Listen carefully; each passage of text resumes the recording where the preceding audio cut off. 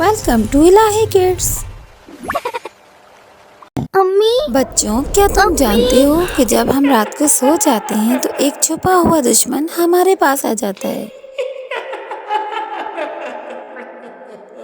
تم نے صافائی نہیں کی، اب میں آ سکتا ہوں۔ امی امی جب صفائی نہ ہو تو شیطان خوش ہوتا ہے۔ رافع بہت اچھا بچہ ہے، مگر آج وہ کھانا کھا کر چہرہ دھونا اور ہاتھ دھونا بھول گیا اور سو گیا۔